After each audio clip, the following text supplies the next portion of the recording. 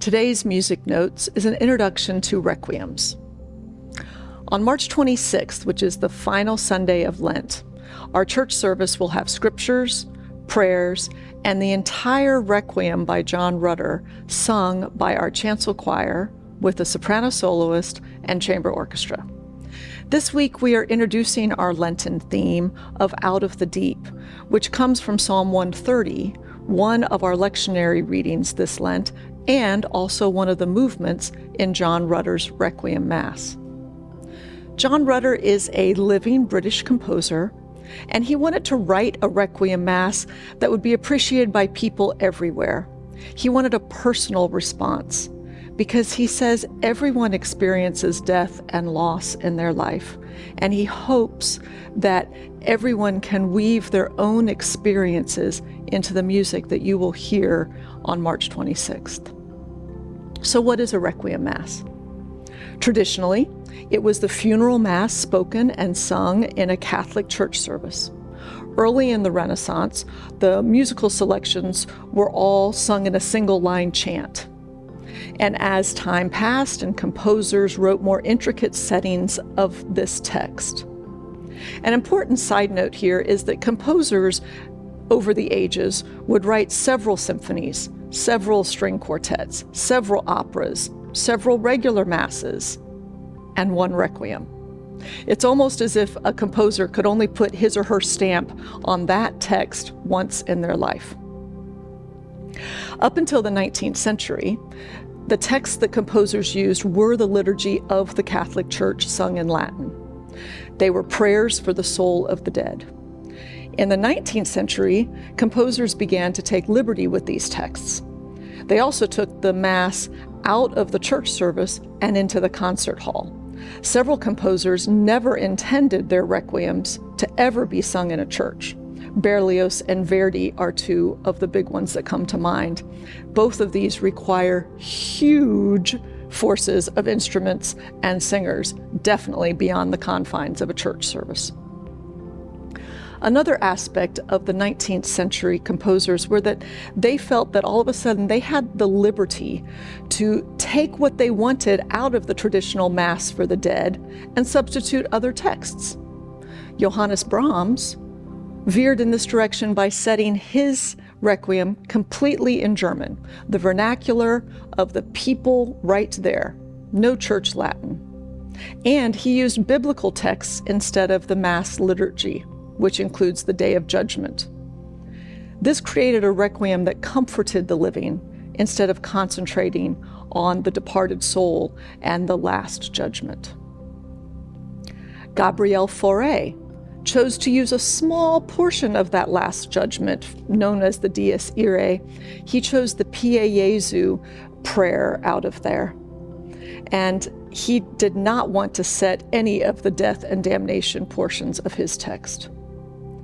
Benjamin Britten, in the 20th century, wrote a war requiem that contained both the Latin liturgy and poetry of the World War I poet Wilfred Owen. It's quite a powerful piece when the two opposing soldiers meet in heaven after having killed each other. That piece is a concert work. So John Rutter is following all of these composers throughout time, and he really wanted to write something that was consoling, with a journey that starts in darkness and moves to light. He wanted something that could be performed in a church or a concert hall, and that had flexible instrumentation, but always centering around consolation. Rutter wrote this piece in 1985 with a structure of an arc of 7 movements, and he scored this both for full orchestra and also in the chamber orchestra version, so that a variety of choirs and instrumentalists could be involved with performing his work. We will use the chamber orchestration. So with our choir and our soprano soloist, you will hear a flute, an oboe, a cello, a harp, a timpani, a glockenspiel, and of course Tom Miles on our organ.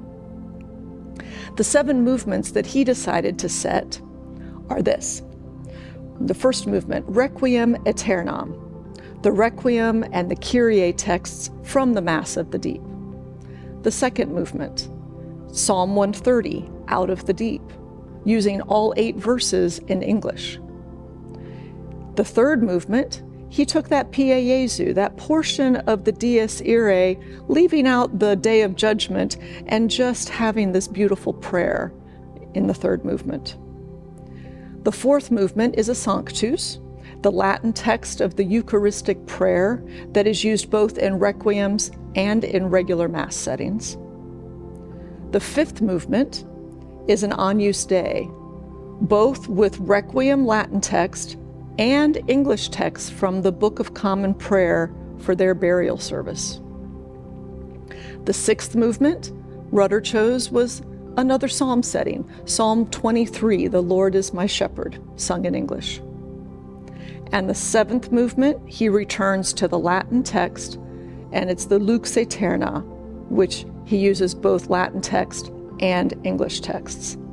This arc can be seen as movements 1 and movement 7 functioning together as the proper beginning and end of the Latin liturgy.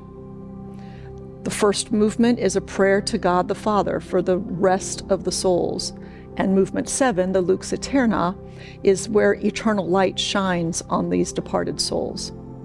Then you have 2 and 6, if you can imagine this in your arc, and these are your 2 psalms. Each one features a solo instrument. The second movement, Out of the Deep, has the solo cello. The sixth movement, Lord is my shepherd, features a solo oboe.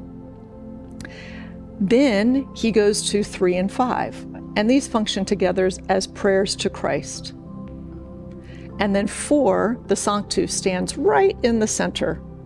It is the Sanctus and the Benedictus. It is worshiping God, Hosanna in excelsis.